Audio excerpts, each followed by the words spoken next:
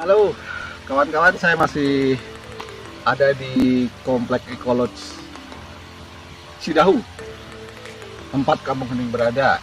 Nah, mumpung di alam terbuka begini, saya ingin mengajak Anda untuk melakukan sedikit pelemasan, tapi bukan hanya pelemasan tubuh, tapi pelemasan juga otak. Nah, ini biasa disebut brain gym atau senam otak ya. Nah, senam otak menurut literatur aslinya itu ada banyak gerakan, ada sampai 100-an lebih gitu. Tapi pada waktu yang singkat ini saya hanya akan sharing mengenai 5 ya. Kita coba bermain 5. Yang pertama disebut dengan gerakan pertama itu gerakan patok angsa. Tangan kanan begini, tangan kiri begini. Coba ikutin saya. Anda ikutin ya, ikutin ya. Nah, gini. 1, 2, 3, 4 ganti.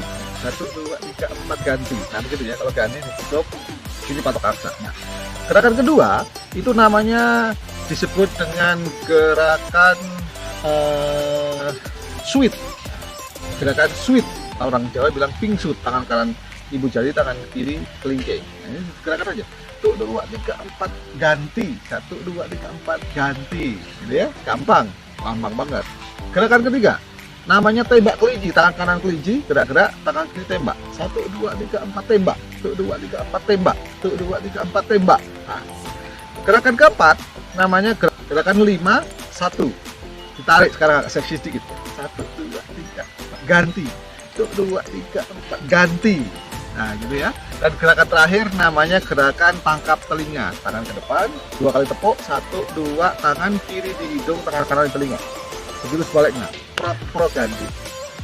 Pro ganti. Nah, nanti saya kasih musik. Anda mainkan saja dari jurus patok aksa, jurus sweet ya kan.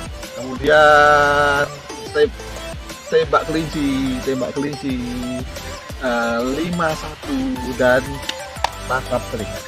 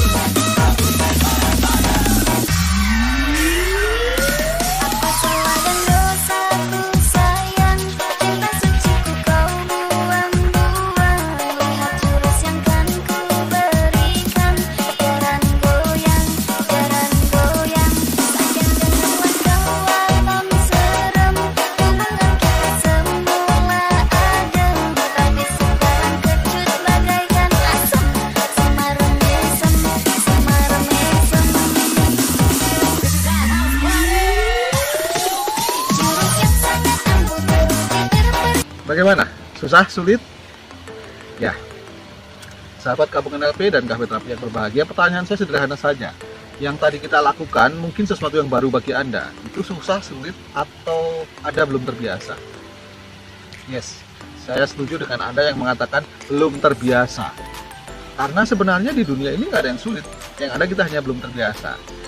Maka untuk mengantarkan video ini saya akan menceritakan sebuah kisah yang menarik yang berasal dari negeri Cina.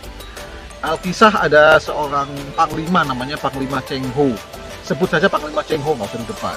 Panglima Cheng Ho ini adalah panglimanya dari Kekaisaran Ming, di mana setiap kali Panglima Cheng Ho ini memimpin perang pasti pulang dengan membawa kemenangan. Nah, rakyat tentu pengen tahu apa rahasia di balik Panglima Cheng Ho yang selalu menang perang ini. Maka kemudian Panglima Cheng Ho bilang kepada rakyat, wahai rakyatku semuanya, minggu depan silakan datang ke alun-alun ini. Kaisar Ming akan hadir beserta keluarganya. Saya sebagai Panglima kalian akan tunjukkan 2 keahlian yang membuat negara kita kalau berperang selalu menang. Keahlian pertama adalah memanah, keahlian kedua adalah berkuda. Yuk kita ikutin, let's check it out.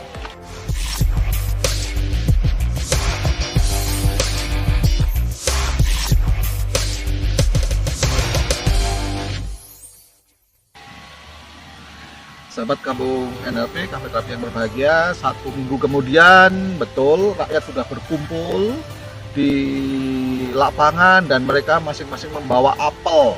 untuk menjadi sasaran tembak dari keahlian memanah Panglima Cheng Ho. Ada yang membawa apel dipegang, ada yang digantung, ada yang ditusuk dengan tongkat, bahkan ada yang nekat diletakkan di atas kepalanya untuk mengetes keahlian dari Panglima Cheng Ho. Sebentar kemudian dari sudut alun-alun ternyata Panglima Cheng Ho menaiki kudanya, gitu. Dan dia mulai memanah satu apel di mana, terkena persis. 2 apel, kena persis. 3 apel, kena persis.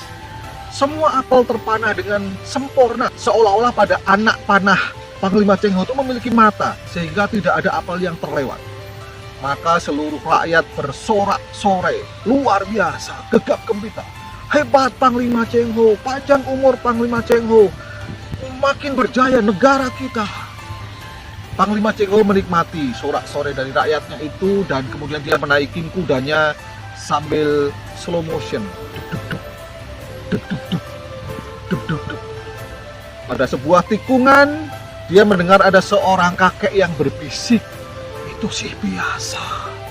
Panglima Cheng Ho mendengar dan dia tarik kudanya. Kemudian dia tanya, "Wahai Pak Tua, apa yang kau bilang?" Pak Tua tadi yang rupanya tukang minyak langsung mohon ampun, "Ampuni hamba Paduka.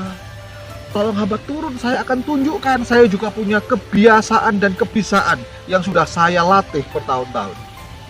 Maka kemudian Pak Tua tadi mengambil satu botol minyak yang ada lehernya, dia mengambil satu koin Cina yang ada tengahnya ada lubangnya. Koin ini diletakkan di atas tutup botol tadi, dan kemudian dia mengambil satu canting minyak dan dituangkan melalui tengah lubang tadi. Semua minyak masuk ke dalam botol melalui lubang di tengah duit gobang Cina tadi, tanpa ada yang tumpah sedikit pun.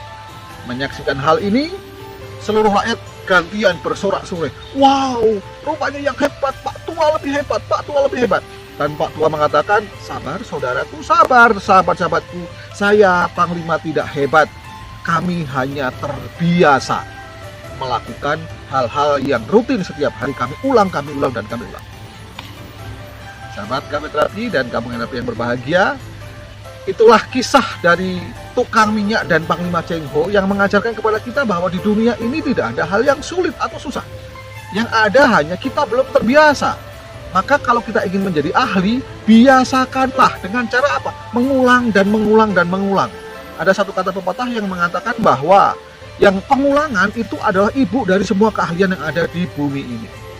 Maka ketika Anda masih mengalami kesulitan menghadapi hal-hal yang baru dalam kehidupan Anda, seperti tadi Anda kesulitan melakukan senam otak tadi, jangan berkecil hati. Anda cukup melakukan saja, mengulangi dan mengulangi dan mengulangi. Sekian dari saya dari Kampung Hening Cidahu. Terima kasih atas perhatiannya. Assalamualaikum warahmatullahi wabarakatuh dan salam sejahtera untuk kita semuanya, dan tetap semangat.